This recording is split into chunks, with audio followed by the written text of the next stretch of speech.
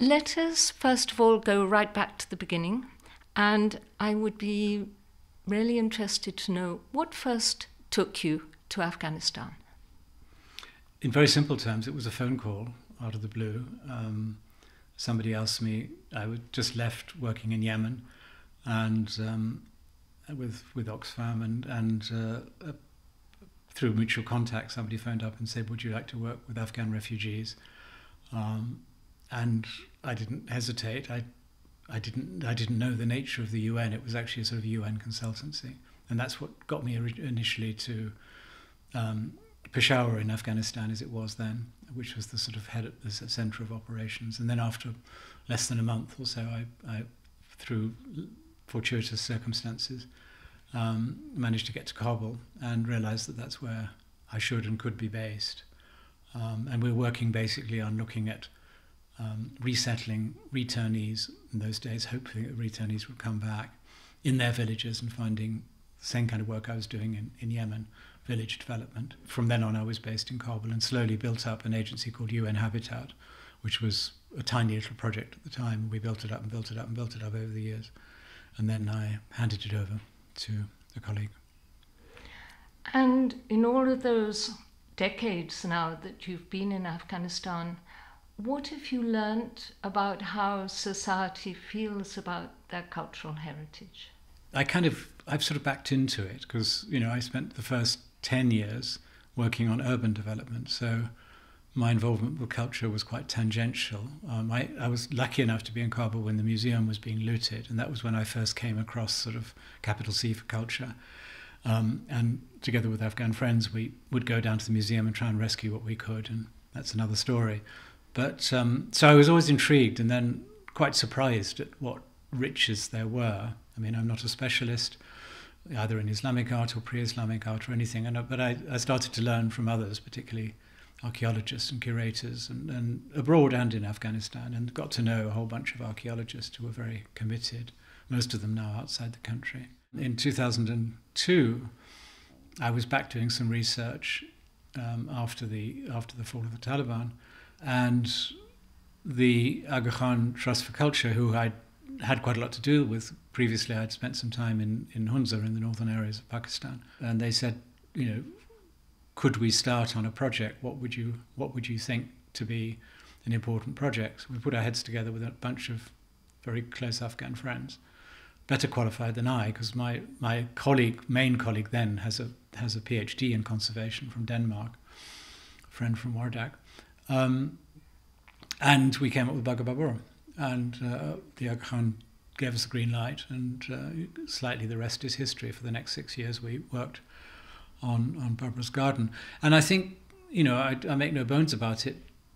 I usually say I'm a common or garden architect. I'm not a conservation architect. I haven't trained in conservation architecture, so I'm always very aware of that. So I have to do a lot of reading and a lot of homework when I have to make technical decisions. But over time, like anything, I think, I see it more as a sort of a craft or a trade.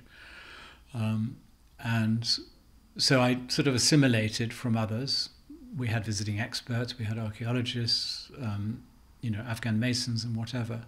And one learns and learns and learns. It's a sort of a process of accretion, really.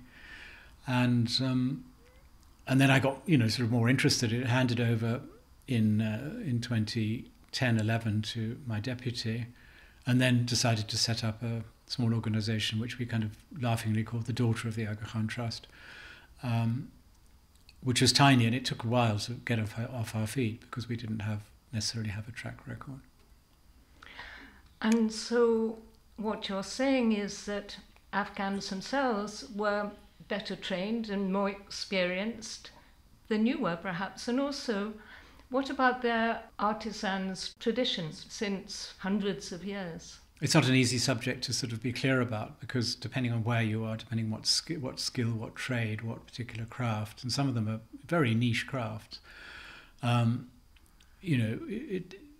whether they're at risk or whether they're, as people call them, dying, which I find deeply patronising, and you really have to know your stuff to work out whether, for example, at the moment we're working on waterproof plasters in Herat in a hammam, in a bathhouse, and you have to get your right mix of, to give you an idea of how complicated, volcanic ash, coal dust, brick dust, bulrush fibres, lime and sand and water, and you have to mix it in a certain way, and you have to apply it, and then you have to spend at least a week hammering it with stones to get the right.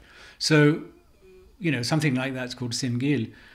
It's used in houses, in bathrooms, in houses, in traditional houses. But we wouldn't have known that unless we actually sat down with the masons and they said, yeah, my grandpa used to do simgil, and, we'll have a word with my father and try and find out, and one thing leads to another. And now it's pretty standard, people talk. So I think it's a matter of, we didn't necessarily wring our hands and say, oh dear, woe is us, because the Afghans have lost their culture or their memories. You need time, you need respect, you need a little bit of money, and you need the right tools and the space to do it. And you need to be patient. We've, in the old city, 2006 on 5-6 onwards, we did a lot of work in the old city, and the extraordinary carpentry skills. Just young men who said, yeah, my dad was a carpenter, but we haven't had work for ages. And we'd give them the best quality wood, make the best tools for them, nice bright workshops, warm place to work, no pressure to do, you've got to turn out product or something. Let's just experiment, let's have fun, let's work things through. There's an example, can we copy it, yes or no? And sometimes we did, sometimes we couldn't, or they couldn't. But generally I think it's a matter of kind of mutual respect and curiosity. Which isn't to say that all is well, because that kind of money, and it's not a lot of money, if you're just talking about simple carpentry or plaster work or whatever, it can be very expensive. It doesn't have to be. You can revive it with a very small R, but it's a very mutual process. There is a point in the work that I do, my colleagues do, that sometimes specialist expertise is required, for scientific tests. We for example, working on the mausoleum in Herat, we actually sent, with agreement of the British Museum, and agreement of the Afghan government at the time, we got samples of the tiles, and I brought microscopic samples back with me, and they very kindly did the analysis for us. So we had a high science analysis. But it didn't get in the way of actually cleaning and restoring and making those tiles beautiful and stable. So sometimes science gets in the way, but one needs to respect it. But on the other hand, I think that, and I've said this before in different contexts, that conservation is 90% common sense. Can you bring that up to date with the work you're doing in Herat now? Very intriguing, actually, that the synagogue we're working on has very, very fine painted plaster work, and none of us has worked on painted plaster before. It's not very old, it's probably early 20th century, but it's exquisite. And we were standing on the scaffolding the other day trying to work out what do we do? We know how to paint this back, we know how to fill in the gaps, we can analyse the patterns, but strictly speaking, under conservation law, you shouldn't put back what you don't find. But we want to be able to, at least where there are cracks with white plaster in the cracks, we want to try and make it fairly seamless. So again, it'll be trial and error. It's a much less sensitive building because of its relatively young age. It's a case in point of how we just improvise and then work things out. And I come back to the whole common sense idea. One of the important things that you're talking about is respect for the artisans and for the people you're working with, and you involve the community themselves in the rural areas, in the villages. I'm thinking of some of these wonderful stupas that you've been restoring, Buddhist stupas from centuries back and in really remote places. How does the community themselves feel about the restoration of these wonderful places, and how does that affect the actual village life as well? We started on our first stupa in 2016, the biggest stupa, we think the biggest standing stupa in Afghanistan. We will probably know if there was a bigger one. And no scholar has challenged us yet on that one. Knowing actually very little. So I had to do a lot of homework of translating English text, French text. Mainly, the best stuff was in French, and some Japanese, which was beyond my wherewithal. But so we did our homework. So there was one aspect of it which was the kind of formal, outward-looking conservation process, but actually spending lots of time on site with 100, 150 men from the local village, largely, day in, day out. Listening to them, answering their questions, asking them questions. And they worked both as masons and labourers, but also as archaeologists. We had a team of Afghan archaeologists on site as well. One picked up stories about, what the stupa meant for them. And I mean, it's difficult to kind of encapsulate it, but I think the way to describe it was that the stupa is actually part of a landscape, a mental landscape, which for them doesn't have connotations that perhaps the political analysis of Afghan culture has, which is, Buddhism equals threatened, endangered, and all of that kind of stuff. I mean, there are threats, but the threats are probably from elsewhere. And the threats, partly because there aren't resources to do enough work. And what I began to understand was the fact that they actually valued this. It was essentially a sort of a badge of office, because the village that we were working on in that case, Topdara, a top is a stupa. So it was the valley with the stupa. And they were very proud of the fact that this was their stupa, and they would tell stories about people come here for picnics. And I remember in the 1990s going up there for picnics and, looking at it and thinking, I wonder I knew what it was, but little did I know that we'd have the wherewithal and the privilege to work on it decades later. The point I'm trying to make is that Afghans actually have a much more innate understanding than is often portrayed, particularly by outsiders and to some extent also by the Afghan elite. I'm not criticizing anybody, because I'm privileged enough to have had inordinate amounts of contact. And it wasn't, just to emphasize, it isn't the kind of, I was in charge of the project and I was the only expert on site, but it wasn't deferential contact. They used to tease me remorselessly about, I couldn't spot a coin or I couldn't spot an object in the earth, and they were just so much better at it. So there was a kind of bonhomie, camaraderie that was built up. Obviously very unequal in some ways because they were relatively uneducated, but they knew that they had jobs, they knew that we respected their work. And it started to intrigue me a little bit, is that can we unpick and unpack somehow this notion that all heritage is threatened because people are ignorant, wrong. Secondly, Buddhist heritage is particularly threatened because Muslims don't like it, wrong. And the only way I can kind of explain it is that while people may not pray at these buildings, they hold them in huge esteem, and they're neutral to them. And they're both neutral in the sense of they're not nothing, they're not a space, but they're part of the mental landscape. And it's also a social landscape, because people do go up and sit. They sat on the ruins and had picnics, and the kids. It was terrifying when we started in Topdara. The kids were using the stupa as a kind of climbing frame, and they would show off to us saying, "Engineer said, look, I can go up faster than my brother." And oh my goodness, you're dislodging all those stones. But it was their space. And a lot of the motivation for the restoration was physical, because we wanted to protect, as an architect, I felt, we wanted to protect the fabric that was there. But the other, as important, you can't necessarily set proportions on it, but as important was the fact that, when we handed the site over, there were almost tears in the eyes of the village elders, and they were basically saying, you've given us back something to be even more proud of. And by the way, we built it. So, they benefited materially, financially, through wages, as they full deserve, because they worked jolly hard. They protected it before we'd arrived. And I think that's another point, is the fact that right across the country, there are people quietly looking out, whether it's Buddhist, pre-Islamic, Islamic objects or sites. Afghans are not rapacious when it comes to that. If it's on their doorstep, it's theirs. If it's on their land, even more so, it's theirs. And we need to respect that, and we need to acknowledge it.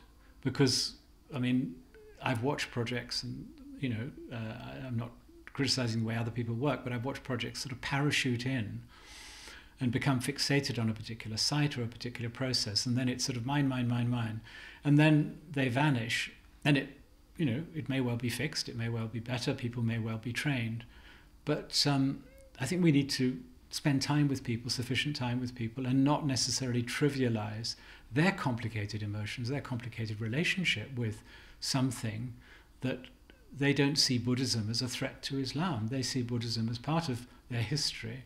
And particularly in Shewaki, when we got to know people better, and I understood a little bit more about early Buddhism through reading, they were deeply curious about how did people pray, how did they approach here, how many people would have been in this site at any time, is it a bit like a mosque?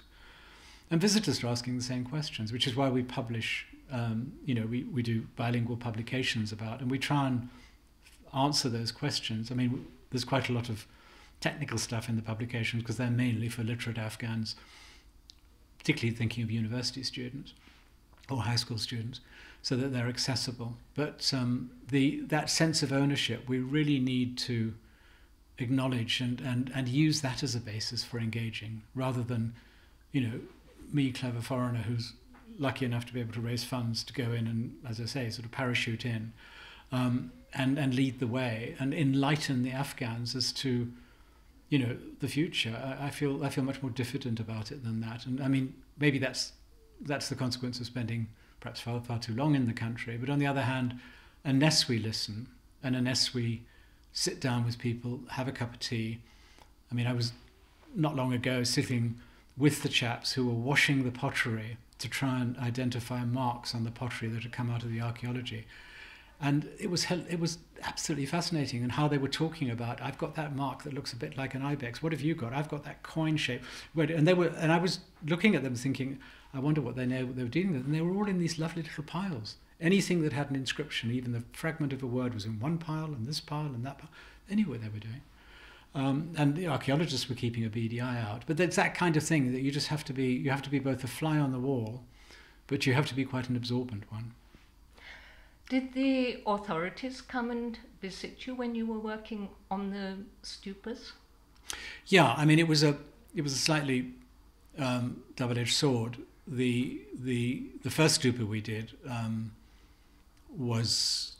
we had quite a lot of difficulty getting the local authorities to give us permission to work on it, because they said it's not safe and It was a somewhat extractive process. Anyway, we got through it, and we started work. I don't blame whatever kind of suspicions the authorities had, but they would regularly visit us, and it was on some level excruciating, because it was all about grandstanding. It was about linking what we were doing on a Buddhist site with the Bamiyan Buddhas. I kept on saying to them, let's not politicize this. Let's not make this an issue of them and us. This belongs to all of you.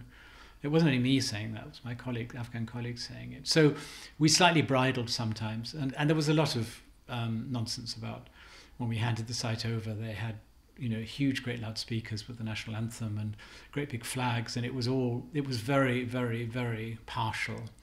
And I was sitting at the back and just writhing with discomfort. But it's not my country, it's not my heritage. It's up to them. They have a sovereign right. Fast forward, the second stupa, the present administration have been much lower key, and dare I say it, much more curious about, tell us about how people use these sites, and can we do more Buddhist sites, because this is fascinating. This is part of our history. And even senior emirate politicians, who know what they're saying, have gone out of their way publicly to their own people to say we need to be cognizant of the richness of our culture. We're stronger for it, and what's happened in the past we should neither deny nor defend. And I think that's quite admirable. I mean, they've got a very nuanced understanding, and touch wood, at the moment they're very supportive. There's so much outcry at the moment about a humanitarian crisis in Afghanistan. What would be your thoughts on the complementarity between humanitarian action and heritage? I think nearly all the heritage projects, and there's only 2 or 3 organisations involved in them at the moment, are quite low cost, and compared to the big picture of feeding and health and education, to some extent education. There's not much money going into education because of the denial of girls above grade 6. And the main thing is, I think, is employment. We have at any one time between 100 and 200 people on site, and we're a small player. I don't know what the other organizations what the size of their sites are. Well, I mean, I know them physically, but I don't know what their workforce is. So, for example, our last Buddhist project, we were on site for 4 years, and there were probably 10 villages roundabout, and every able-bodied man had had their wages, and they were very, very, very good, and you could see their skills develop over time. They were a fairly fractious lot because the villages don't always get on with each other. But the main thing is, the economic input, and it's quite difficult to get that across to use your word, humanitarian workers in Kabul these days, because their eyes glaze over, and they think it's part of a kind of feeding frenzy. And as somebody who's been there for perhaps rather too long, if you come the line of it's about employment, it's about value, it's about longevity, eyes completely glaze over, because it's all about the here and now. I mean, I'm not criticizing the individuals, because their humanitarian intent is, I used to be there, I used to do that work, so I understand it. But I think it's employment. To some extent it's skills transfer. I don't think we should overplay that, because as we said before, there are very, very, very skilled people around. We just need to find them and look after them and understand them, and provide them with succor and the right environment. But also psychological and, I think, social stability. If people, somebody said to this me recently, it's so nice to see you on the site, day in, day out, talking to people, doing this, doing that. It gives us confidence. It's sad. It's a sad irony right now that even though security is much better, what's happened because of the politics is that even the international NGOs, sad to say, have all retreated behind or stayed behind walls with razor wire and steel bars and huge great steel gates and armoured cars. So it's a bit of a legacy thing, but because of the politics, it's quite difficult to explain to even well-meaning non-UN, and I spent 10 years working for the UN, so I'm not tilting at them, because the system is the system, but even the organizations that do have the flexibility or should have the flexibility, they're still locked into, their operations are guided by what they call security officers, which is, basically there's a whole industry there. And I wonder, I'm not questioning it, but I do wonder about the level of analysis. And to some extent, if you say, well, come to the site, it's no problem at all, we'll jump in the car and go, it's very inconvenient because it doesn't fit the model. So, for example, all our sites are off bounds for both most major international NGOs and the UN. But I think it'll take a while for that to change. And I think the Taliban are also, quite rightly saying, well, we're doing everything we can to make sure that the country is more secure on certain terms. But as long as you have the right paperwork, and that's why tourism is growing, is because people are realizing that actually you can travel quite freely and quite safely. And that's the way Afghanistan should be and was, Jolyon, what are your hopes for the future in general for cultural heritage? Because there's a whole range of different aspects to cultural heritage. There's music, there's art, there's dance, some of which are perhaps in a more vulnerable state than what you've been describing. But let's look at it generally. What are your hopes for the future? Well, I think, drawing on what I was saying earlier, what we were discussing earlier about the fact there's sort of this innate understanding of small c for culture. I think there's a gulf between sort of high culture that is perceived, particularly from abroad and maybe also from the diaspora, that it's stifled. But luckily, I'm lucky that I'm spending time with masons, with ordinary workers, with archaeologists, whatever, young and old and whatever, of all ethnicities. Generally, they just want to get on with stuff and get it done. And I worry about the alarmism on the political level, I worry about the alarmism that it's become such a mantra now that Afghanistan's cultural heritage is endangered with a capital E. It isn't. Let sleeping sites lie. Yes, there is illegal excavation going on, but that's been going on for 20 years, on an industrial scale. We won't mention names, but we all know who's complicit in that, and none of these people are sanctioned or censured, and the art press doesn't write about it because they were our friends. There is still, on the basis of survival, people are digging up, for whatever reasons, archaeological remains, as they do in many countries. So that's a problem. That is endangered. But, the less we get sort of hot under the collar by some of this stuff, and the more accurate we become about what is actually at risk, what is actually a threat. Is it a fundamentalist, or is it sheer neglect and lack of money? Is it a flood, or is it somebody who's an art dealer here who commissions somebody to dig up a site because he or she knows exactly what's there? The reason that illegal digging is going on archaeologically is because of the art market, not because Afghans want this stuff. They sell it. Was it ever that? So I think we need to sort of deconflict some of those interpretations, but then thinking of less tangible things like music and dance. I'm aware of quite a number of people who just are quietly getting on with stuff, in the comfort of their own homes. Yes, it's tricky, but they don't want to draw attention to themselves. They don't necessarily want to grandstand about the fact I can still play my rabab, because they know that it'll cause problems for them and their families. I think it's a passing phase.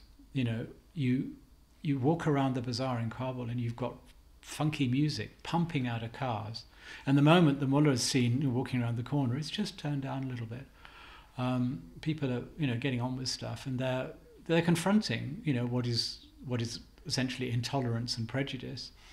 But the pendulum has always swung that way in Afghanistan. There've been periods, Amanullah Khan's period of liberalism versus dark fundamentalism, however you want to portray it, the conservative side of Afghanistan. It is still a very conservative society. So some people accept those kind of restrictions. Other people some people actually, perhaps even appreciate them because they have a world view. Some people just accept it, and so a lot of people are pushing back quietly. And it's come and get us, basically. And there's an element of insolence, and they know that they can't, whoever's in charge in Kabul or in Kandahar or elsewhere, they can't lose public opinion, because that's the key to the country. It always has been through history, and it's a useful lens to apply to the cultural side of things. That if people's respect for what's down the end of their road, whether it's a mausoleum, whether it's a stupa, whether it's the remains of a temple or whatever, if that can be acknowledged, and they can say, yes, we know it's there, we know it's yours. At some point, with your acceptance, your approval, we can do some work on it, whether it's just documentation, whether it's conservation, whether it's protection or whatever. We need them to somehow be in the vanguard of that. But we shouldn't underestimate actually how much protection and pushback is actually going on, both in the intangible field, poetry, literature. I mean, there's fabulous writing going on at the moment in the country. But people don't necessarily want to put their head above the parapets. And if anything, I mean, an Afghan friend was saying to me recently, if anything, we're at our best when we're facing adversity. There's a friend who's very, very literate in Kabul and kind of a part-time poet. And he was saying, this gives us so much material to write about, but we'll keep it quiet for the moment. And obviously social media is a help, because the authorities are very active on social media, and people can be scrutinized on social media, but you can also be quite agile on social media. So you have an audience, and then you can vanish. And so people are playing, cat and mouse with that. And I think that is very, very rarely reflected in the kind of human rights perspective that is portrayed, which tends to be quite black and white. I absolutely respect there's a need for championing people's rights. One can't contest that, and it's very admirable what some people are doing, but it needs to be based on a much more nuanced analysis, I think, in some cases. Not to be relativist, but just to, sorry to say, get beyond the usual suspects who, and I always tilt at my Afghan friends saying, stop being victims, you guys. Stop, your destiny is yours, and they don't need me to tell them that. But there is a tendency throughout the last 20 years to treat people as either, slightly paternalistic, but also to portray, whether it's culture, whether it's human rights issues, whether it's goodness knows what, whether it's diversity, as, these people need helping to be normal. They are normal. They're just, they've got different ways of being normal from you and I. And I think my approach to that is to sort of fit around that rather than necessarily impose on it, not lean on it, and just absorb and absorb and absorb.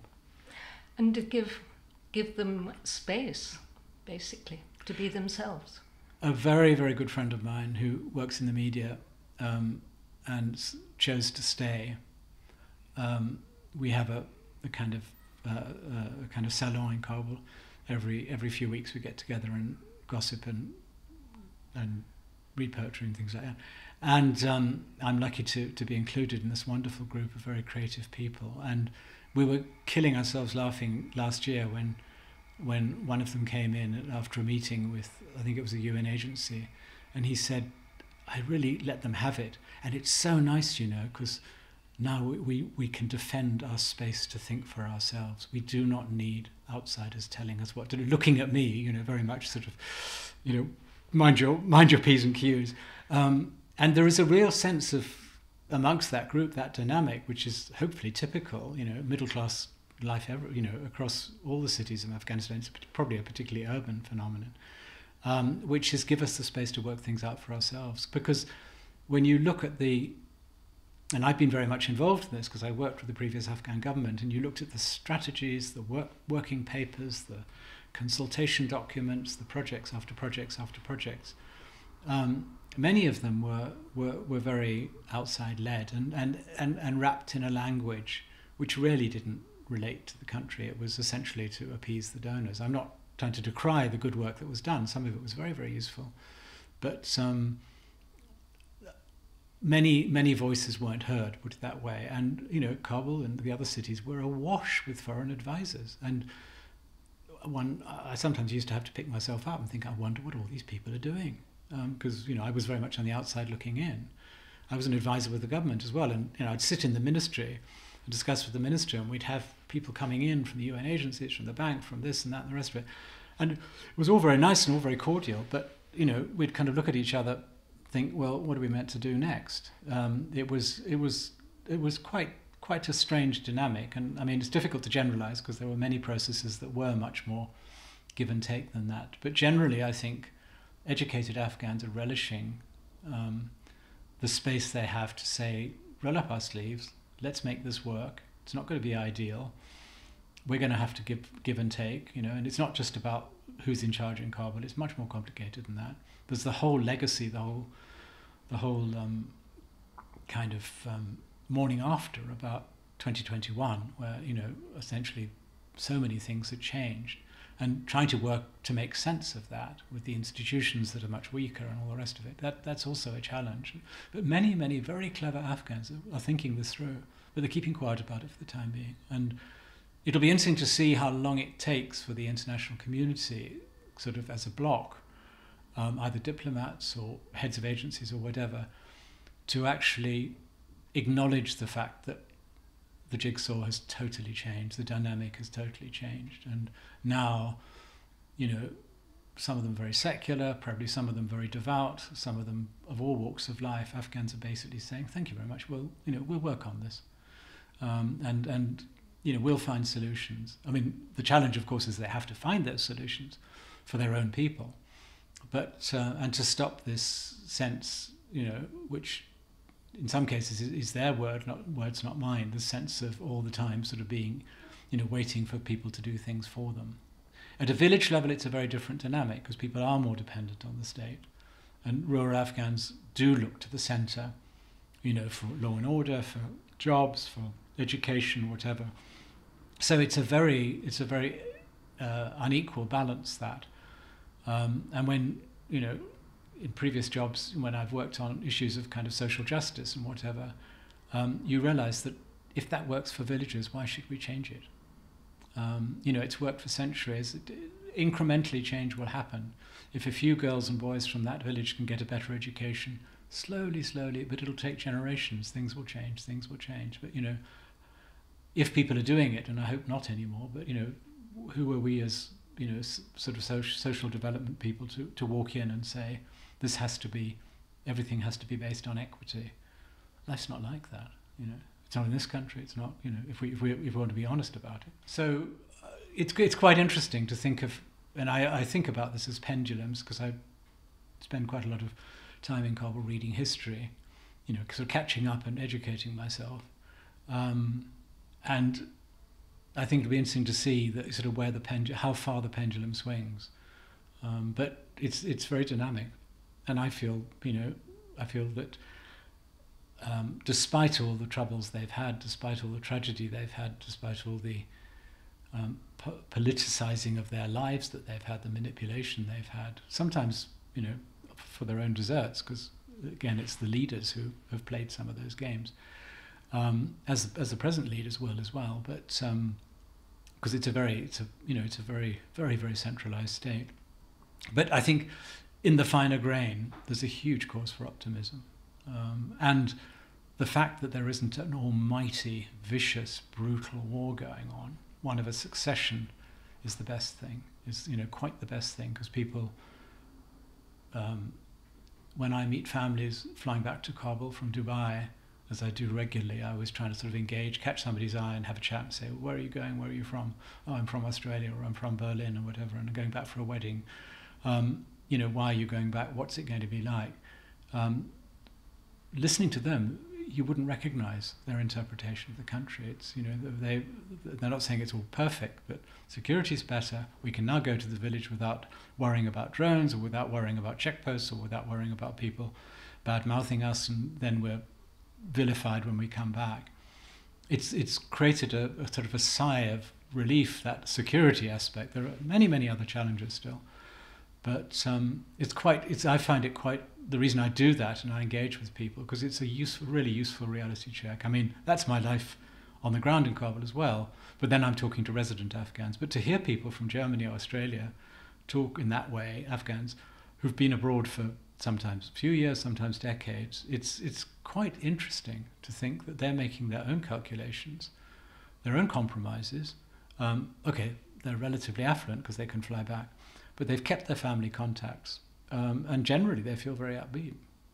Jolyon, you've taken us across a whole huge cultural landscape of everything that's been going on. I can only really thank you enormously for sharing that with us, for helping us to understand more about Afghanistan in the past, today, and hopefully for the future. Thanks very much, Jessica. It's been a great conversation.